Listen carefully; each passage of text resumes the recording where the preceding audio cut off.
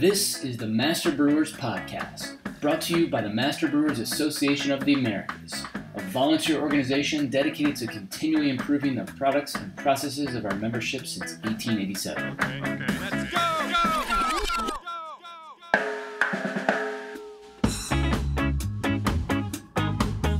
Master Brewers brings you interviews with the industry's best and brightest in brewing science, technology, and operations.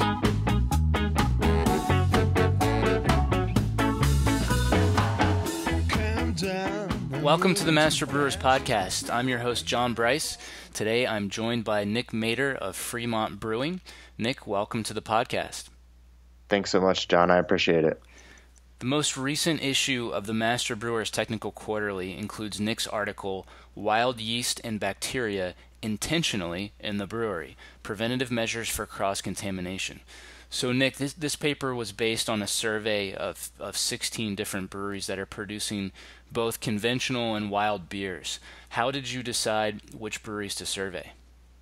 Well, I just sent out emails to industry connections, and I sent out quite a bit, probably 30 to 35, and I got responses from 16, and some of those breweries I've previously worked at and work at currently. And it was just really an 8-question survey detailing everything that the paper goes over in general, and just trying to look at, what are the commonalities, what are the differences between each breweries and their, their protocols and their SOPs. And, from that information, I sort of divulged this paper and came up with just, laying a foundation for preventative measures for cross-contamination. And, I think this is a really relevant topic, especially with the amount of breweries taking on, wild yeast and bacteria beers. So, yeah. Definitely. Yeah. There's, I meet more and more all the time. There were some well-known breweries listed in your acknowledgments like Firestone, Allagash, Boulevard, Stone, Russian River, and so on. I assume those breweries all participated in your survey. Did you do anything to qualify participants by like size or years in business or beer quality or anything like that, or was it kind of just whoever was able to respond?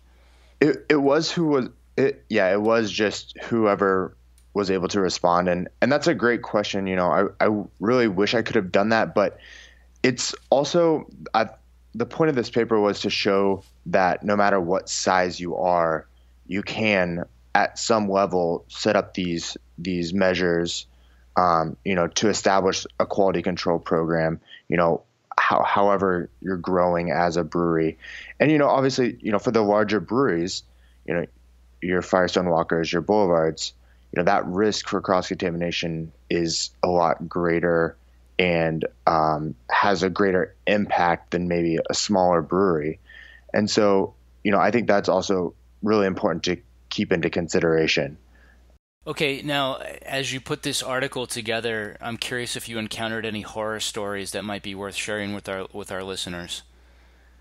I wish I did. I really didn't. I think that, the breweries that, did respond, are really respected breweries in the industry. And most of them go through pretty rigorous quality control. And I think there's also just a lot of information sharing at these breweries with others and like, hey, how are you doing this?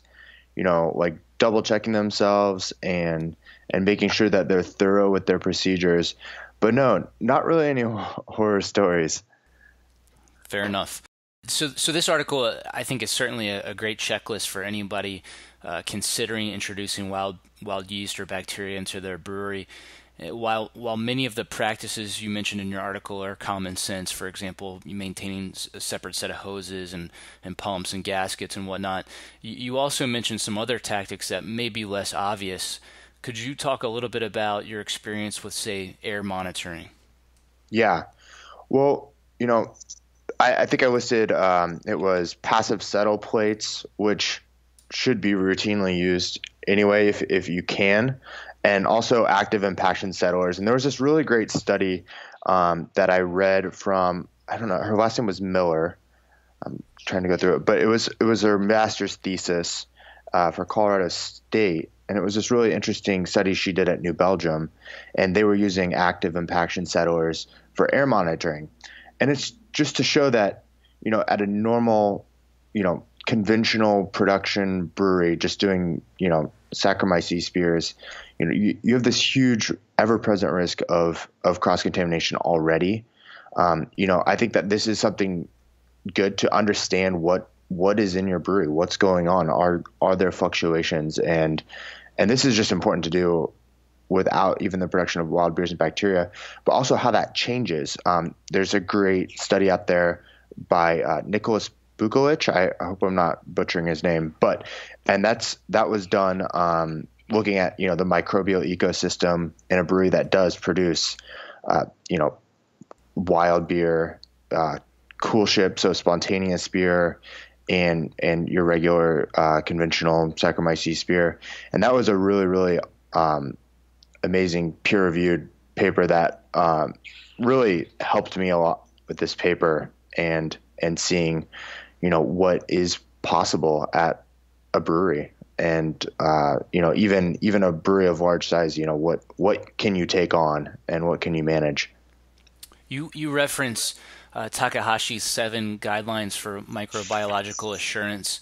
These guidelines were, of course, designed for conventional breweries, but this is certainly an interesting application of those principles.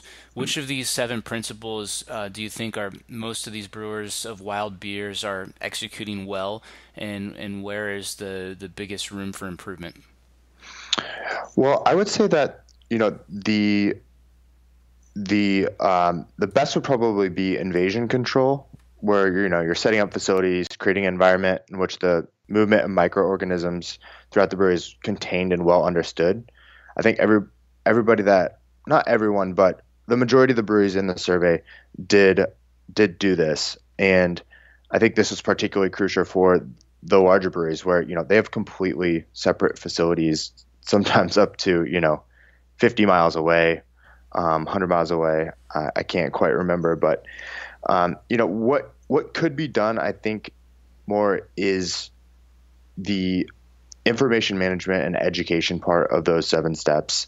The education just seems particularly important, and this really coming from the perspective of educating, everyone in the organization, in the brewery, on if you're doing these beers with wild yeast and bacteria, what can you do to make sure people aren't, carelessly changing out different parts or just getting into things that they shouldn't, moving things around that they shouldn't be, and just making sure that people understand the SOPs thoroughly and that they're going to go through them and that somebody has been there to make sure that they're doing it right.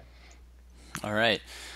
Any other tips you might have for brewers considering bringing wild yeast or bacteria into their brewery? I don't know about tips, but I would just be incredibly vigilant. I really don't think it's, there is kind of this, bad connotation with wild yeast and bacteria in breweries and the havoc it can wreak, which it certainly can. But there's just, with today's age of beer, like how many styles the consumer can go to a brewery and enjoy is just amazing. And I think that these beers are really incredible and really pushing the limits of beer as we know it. But I would just say be vigilant and make sure that while you're setting up your facilities or while you're growing, that this is you're a huge priority for you if you want to maintain these styles and go forth with these styles and grow those programs out. All right. Well, you heard it here. Be vigilant. And all you listeners out there, if you're thinking about bringing some wild yeast and bacteria into your brewery and haven't done it yet, I highly recommend you check out Nick's article here in the Master Brewers Technical Quarterly, volume 53, number 3. Nick, thanks for taking some time to chat with us today about your article and great work, and look forward to talking to you again soon. John, thanks so much to you and also the Master Brewers Association. I really appreciate it. Master Brewers is giving away free money. Join us next week for episode 10 to learn more.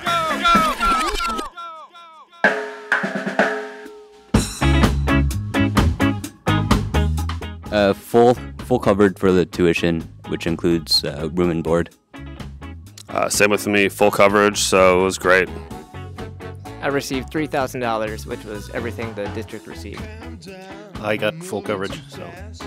Full coverage as well. On the ground, just like that one day, like everyone else did. Countdown. Better understanding of pumps, valves, how are we using utilities effectively, where we can save money. A lot of the stuff in this course is really the real nuts and bolts of running your brewery better. Should have told you, maybe two things that you should have